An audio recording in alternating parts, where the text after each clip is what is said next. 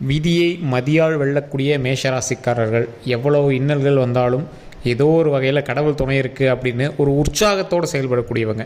என்னதான் கஷ்டம் வந்தாலும் பல கஷ்டங்களை தாண்டி வந்திருந்தாலும் இன்னைத்த காலகட்டம் வரைக்கும் மனக்குமுறல்களும் ரொம்ப அழுகையுமே சந்தித்து வந்த இந்த மேஷராசிக்காரர்களுக்கு இனி வரக்கூடிய நாட்களில் ஒரு முக்கியமான விஷயமும் நடக்க போகுது. அந்த நடக்கக்கூடிய விஷயங்களை எப்படி நல்ல விதமாக மாற்றிக்கிறது அப்படிங்கிறதான் இந்த வீடியோங்க. நிறைய பேருக்கு முக்கியமாக அதாவது ஒரு ஆபத்துலேருந்து தப்பிக்கணும் அப்படின்னா பரிகாரம் பண்ணணும் அப்படிங்கிறதுலாம் ஒன்றுமே கிடையாதுங்க. இறை வழிபாட்டின் மூலமாகவே அந்த ஆபத்துலேருந்து தப்பிக்கலாம். என்ன அப்படின்னா ஒரு விஷயம் நடக்குது அப்படின்னா விதியின்பால் அது நடந்தே தீரும். அதை நன்மையாக மாற்றிக்கிறது ஒரு நல்ல விஷயமா இருக்கும். ஒரு எக்ஸாம்பிளுக்கு ஒரு ஜோதிடர் சொல்கிறாரு, ஒருத்தருக்கு ஒரு கட்டத்தின்பால் அவர் ஜெயிலில் இருக்கணும் அப்படிங்கிற மாதிரி நேரம் வருது அப்படின்னா ஏதோ ஒரு பாஸ்போர்ட்டுக்காகவாது ஒரு போலீஸ் ஸ்டேஷன் போகணும் அப்படிங்கிற நேரம் இருக்குது அப்படின்னா ஒரு பாஸ்போர்ட் வெரிஃபிகேஷனுக்காகவாது போலீஸ் ஸ்டேஷனுக்குள்ளே போயிட்டு வந்துட்டாங்க அப்படின்னா அந்த கெட்ட நேரம் அதோட இப்போ விலகிறது. ஸோ அப்படிங்கிறது தான் அதில் ஒரு முக்கியமான ஒரு காலகட்டமாக இருக்குது. இது மாதிரி நிறைய விஷயங்கள் நடந்திருக்கு. சில நாள் ஹாஸ்பிட்டல் போய் செக் பண்ணுறது, இந்த மாதிரி விஷயங்கள்லாம் நிறைய விஷயங்கள் அந்த மாதிரி பண்ணியிருக்காங்க. ஸோ இந்த மாதிரி மேஷராசிக்கு வரக்கூடிய சிக்கல்கள் ஏதாவது இருக்கா, அப்படி சிக்கல்கள் இருக்குது அப்படிங்கிற பட்சத்தில் அது எப்படி பாசிட்டிவாக மாற்றிக்கணும் அப்படிங்கிறத அந்த வீடியோவில் நம்ம தெளிவாக சொல்ல போகிறோம். நிறைய பேர் தனிப்படையான ஜோதிடம் பார்க்கணும் ஆசைப்பட்டீங்க. கீழே ஃபோன் நம்பர் இருக்குது. எந்த சந்தேகங்கள் இருந்தாலும் ஜஸ்ட் ஃபோன் பண்ணுங்கள். உங்களுடைய பிறந்த தேதி, உங்களுடைய பிறந்த இடம், உங்களுடைய பிறந்த நேரம், இது 3 இருந்தால் போதும். ஃபோன் பண்ணுங்கள். பிரபல ஜோதிடரே உங்கள்கிட்ட பேசுவாங்க. ஃபோன் மூலமாகவே நீங்கள் உங்களுடைய பிரச்சனைகளை சொல்லி சால்வ் பண்ணிக்கலாம். சரிங்க, அடுத்த ஒரு முக்கியமான விஷயம். இந்த மேஷராசிக்காரர்களை பொறுத்த வரைக்கும் அவங்களுடைய வாழ்நாளில் பல இன்னல்கள் கஷ்டங்களை மட்டுமே சந்தித்து தனிப்படையாக, அதாவது ஒரு சுயம்பு எப்படி இருக்கும், ஒரு சுயம்பு கோவில் எப்படி இருக்கும், ரொம்ப பவராக இருக்கும் அந்த சாமி. ஒரு சுயம்பாக உருவான சிலை, சுயம்பாக உருவான கோவிலில் ஒரு அம்மன் சிலையோ இல்லை வேறு ஏதாவது லிங்கமோ ஏதாவது இருக்குது அப்படிங்கிற பட்சத்தில் எவ்வளோ பவராக இருக்கும். ஸோ அந்த மாதிரி இந்த மேஷராசிக்காரர்கள் சுயம்பு ராசி. மற்றவர்கள் இவங்களை எவ்வளோ நெருங்கினாலும் எவ்வளோ அசைச்சு பார்க்க முடியாது. ஆனால் இவங்க கடுமையாக உழைச்சிருப்பாங்க. மற்றவங்களெலாம் பார்த்திங்கன்னா நிறைய ஃபேமிலி சப்போர்ட் இருக்கும், அது மட்டும் இல்லாமல் நண்பர்கள் சப்போர்ட் இருக்கும். ஆனால் அந்த மேஷராசிக்காரர்களை பொறுத்த வரைக்கும் இவங்களுடைய அறிவும், இவங்களுடைய உழைப்பும், இவங்களுடைய கடின உழைப்பும், இவங்க குடும்பத்துக்காக செய்யக்கூடிய விஷயங்களும் தான் இவங்க உயர்த்தியிருக்குங்க. சரி, எவ்வளோ உழைச்சி என்ன சார் பண்ணுறது? ஒரு எதிர்பார்த்த ஒரு விஷயம் ஒரு மன நிம்மதி கிடைக்க மாட்டேங்குது. ஓரளவுக்கு இப்போ போயிருக்கு சார். ஒரு எக்ஸாம்பிளுக்கு திருமணம் ஆகாமல் இருக்கிறவங்களுக்கு இப்போ கொஞ்ச நாட்களாக திருமண வாய்ப்பு உங்களுக்கு கைக்கூடி வந்திருக்கும். குழந்தை இல்லாமல் இருக்கிறவங்களுக்கு குழந்தை பேர் கண்டிப்பாக கிடைக்கிறது ஒரு மிகப்பெரிய ஒரு அருமருந்தாக சில விஷயங்கள்லாம் உங்களுக்கு கிடைச்சிருக்கும். நிறைய பேருக்கு குழந்தைகள் பிறந்திருக்கும், திருமணமும் ஆகியிருக்கும் இந்த காலகட்டங்களில். அப்படியுமே ஆகாமல் இருக்கிறவங்களுக்கு இனி வரக்கூடிய நாட்களில் மிகப்பெரிய ஒரு லக் இருக்குது அப்படின்னே சொல்லலாம் சார். கரெக்டாக இந்த ஒரு 6 மாத காலத்தில் நீங்கள் திருமணம் நடக்காதீங்க, திருமணம் பண்ணிக்கோங்க. குழந்தை பேர் இல்லாதவங்களுக்கு குழந்தை பேர் உருவாகிறதுக்கு அதிகப்படி வாய்ப்பு இருக்குது. ஸோ அதனால் கவலைப்படாமல் இருக்கலாம். இந்த 6 மாதம் ஒரு 50% பேர் நன்மை நடக்குது அப்படின்னா இந்த மேஷராசியில் மீதி இருக்கக்கூடிய 50% பேருக்கு ரொம்ப எச்சரிக்கையான நேரம் அப்படின்னு சொல்கிறாங்க. சரி சார், என்ன எச்சரிக்கை அப்படின்னு பார்த்தீங்கன்னா அது எப்படி சார் மேஷராசியிலே பாதி அதுக்கு தான் தனிப்படையான ஜோதிடம்னு சொல்கிறது. லக்கினம், நட்சத்திரம், தசாபுத்தி, நீங்கள் இருக்கக்கூடிய லொக்கேஷன், உங்கள் கூட செயல்படக்கூடிய மற்ற ராசிகள், நீங்கள் கணவராக இருக்கீங்கன்னா உங்களோட மனைவியினுடைய ராசிகள், இது எல்லாத்தையும் பார்த்து தான் உங்களுடைய விஷயங்கள் தாக்கப்படுதா அப்படி இல்லையா அப்படிங்கிறது எல்லாமே சொல்லுங்கள். இதுதான் முக்கியமாக நீங்கள் தெரிஞ்சுக்க வேண்டிய ஒரு மிகப்பெரிய ஜோதிட ரகசியம் அப்படின்னு சொல்கிறதுங்க. மேஷராசியில் 10 கோடி பேர் இருப்பான், ஆனால் அத்தனை பேர்த்துக்குமே லாட்டரி டிக்கெட் அடிக்குதா? இல்லை. ஏன்? அந்த ஆள் இருக்கிற லொக்கேஷன் வேறு, அவர் கூட இருக்கக்கூடிய ராசிகள் வேறு, அவருக்கு நடந்துட்டு இருக்கக்கூடிய தசாபுத்திகள் வேறு, அவருடைய நட்சத்திரம் வேறு, அவருடைய லக்கினம் வேறு. ஸோ இத்தனையும் ஒரு ஜாதகத்தின்பால் அது மூவ் பண்ணுது அப்படின்னா அப்படியே டோட்டலாக அப்படியே மற்ற விஷயங்களோட கம்பேர் பண்ணும்போது இவர் மட்டும் தனித்துவமாக தூக்குறாரு. அப்போ தான் அவருக்கு ஒரு அதிர்ஷ்டம் கிடைக்குது. அது மாதிரி தான் இந்த மேஷராசியை பொறுத்த வரைக்கும் எந்த ஒரு அதிர்ஷ்டமே தனிப்படையான ஜோதிடம் பார்த்தா தான் தெரியும். அதான் கீழே ஃபோன் நம்பர் கொடுத்துருக்க, வேணும் அப்படின்னா நீங்கள் ஃபோன் பண்ணியே நீங்கள் கேட்டு தெரிஞ்சுக்கலாம். சரிங்க, இதெல்லாம் ஒரு பக்கம் இருக்கட்டும். என்ன சார் அந்த 2% ஒரு திருமணம் ஆகாதவங்களுக்கு திருமணம் ஆகிடும், குழந்தை இல்லாதவங்களுக்கு குழந்தை பிறக்கும், மீதி இருக்கிறவங்க கொஞ்சம் ஆபத்துகள் இருக்குது அப்படிங்கிற பட்சத்தில் எதெல்லாம் ஜாக்கிரதையாக இருக்கணும் அப்படின்னா மருத்துவ ரீதியான விஷயங்கள், உடல் சம்மந்தப்பட்ட விஷயங்களை ரொம்பவே கவனம் தேவை. ஸோ ஏற்கனவே நீங்கள் மாத்திரை முழுங்கிட்டு இருக்கீங்க, ஏதாவது உடம்பு ரீதியாக பார்த்துட்ருக்கீங்க அப்படின்னா அதை கரெக்டாக பார்த்துக்கணும். மாத்திரைகளை அவாய்ட் பண்ணக்கூடாது. எக்ஸசைஸ் பண்ணணும், உடம்பு ஆரோக்கியமாக வச்சுக்கணும், வெளி உணவுகளை தவிர்க்கணும். கரெக்டாக செக்கப் போயிட்டுருக்குன்னா கரெக்டான செக்கப் கொஞ்சம் மெயின்டைன் பண்ணுங்கள்.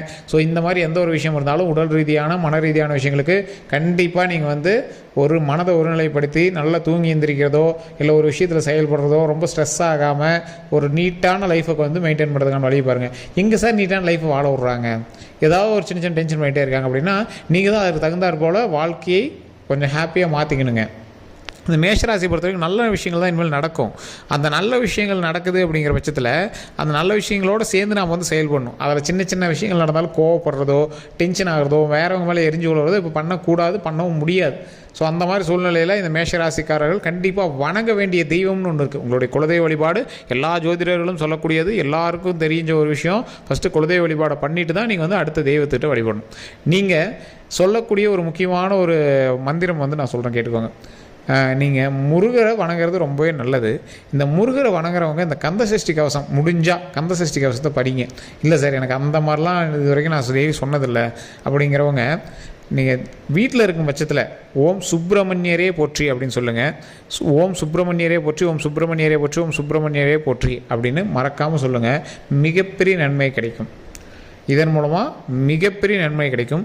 இதுவே குழந்தை பாக்கியத்துக்காக வேண்டிகிட்டு இருக்கீங்க சார், குழந்தை பாக்கியம் திருமண வரனுக்காக வேண்டியிருக்கீங்க அப்படின்னா வள்ளி தெய்வானை சமேத சுப்பிரமணிய சுவாமியே போற்றி அப்படின்னு சொல்லுங்கள். வள்ளி தெய்வானை சமேத சுப்பிரமணிய சுவாமியே போற்றி.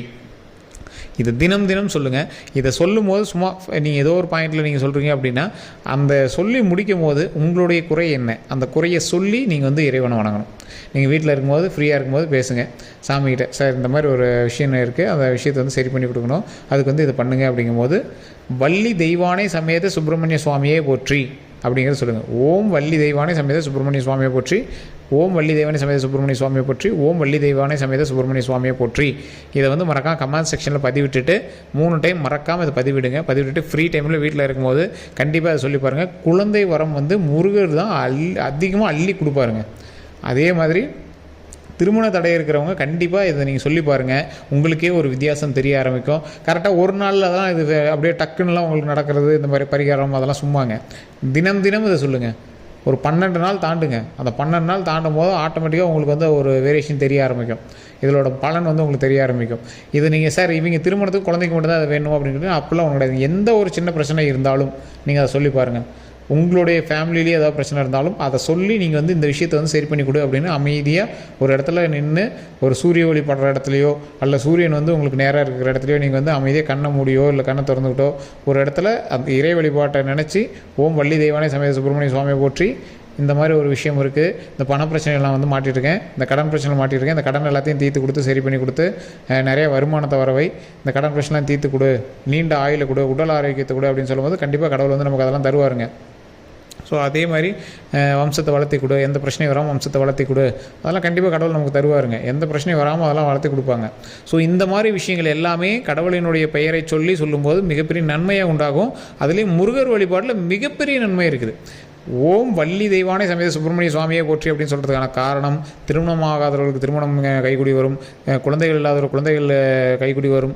அதே மாதிரி பணப்பிரச்சனையிலையோ இல்லை ஃபேமிலி சிக்கல்லையோ இல்லை உடல் ரீதியான பிரச்சனைகள் மாட்டிருக்கீங்களுக்கு அது எல்லாமே சால்வ் ஆகி நல்லபடியாக மகிழ்ச்சியாக வச்சுக்கிறதுக்கு இது ஒரு மிகப்பெரிய அருமருந்து. கரெக்டாக 12 நாள் சொல்லிவிட்டு காலையில் மாலையில் அப்படிலாம் எதுவுமே கிடையாதுங்க. மனதார நீங்கள் வந்து சொல்லுங்கள். சூரியன் முன்னாடி சொன்னீங்கன்னா இன்னவே ரொம்பவே நல்லது. ஸோ இதை சொல்லிவிட்டு நீங்கள் கரெக்டாக ஒரு 12 நாள் கழிச்சு பாருங்கள், உங்களுக்கு ஒரு சின்ன சின்ன வேரியேஷன் தெரிய ஆரம்பிக்கும். மறுபடியும் நீங்கள் வந்து அடுத்த வீடியோ நான் போடும்போது கமெண்ட் செக்ஷனில் நீங்கள் கண்டிப்பாக பதிவிடுவீங்க. இது மற்றவங்களுக்கு எப்படி இருக்குதோ இல்லையோ மற்ற ராசிக்காரர்களுக்கு மேஷ ராசிக்காரர்களுக்கு 100% செட் ஆகும். ஸோ அதனால் நீங்கள் கவலைப்படாமல் ஒரு நம்பிக்கையோட தன்னம்பிக்கையோடு பண்ணுங்கள். அதே மாதிரி செவ்வாய்க்கிழமை நாட்கள்லையோ வெள்ளிக்கிழமை நாட்கள்லையோ நீங்கள் முருகர் கோயிலுக்கோ இல்லை வந்து எந்த கோயிலுக்கு போனீங்க அப்படின்னாலும் சரி உணவு தானம் கொடுங்க.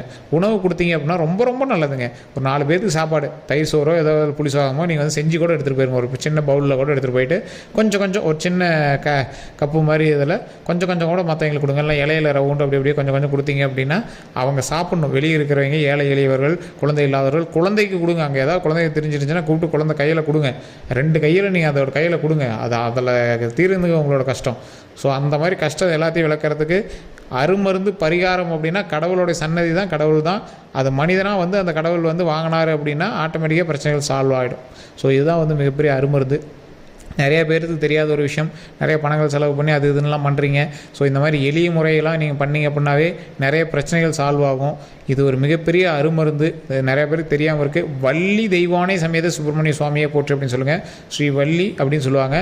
ஓம் வள்ளி தெய்வானை சமேத சுப்பிரமணிய சுவாமியை போற்றி அப்படின்னு சொல்லி வணங்குங்க.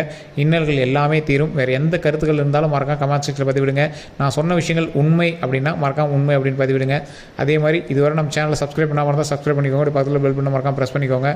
அதே மாதிரி ஃபேஸ்புக்கில் பார்க்குறீங்க அப்படின்னா ஃபாலோ பண்ணிக்கோங்க. உங்களுடைய எந்த கருத்துக்களாக இருந்தாலும் கமெண்ட் செக்ஷனில் மறக்காமல் மென்ஷன் பண்ணி பதிவிடுங்க. அதே மாதிரி உங்களுடைய பிறந்த நேரம், பிறந்த தேதியை கமெண்ட் செக்ஷனில் பதிவிடுங்க. எல்லோருக்கும் நன்றி நண்பர்களே.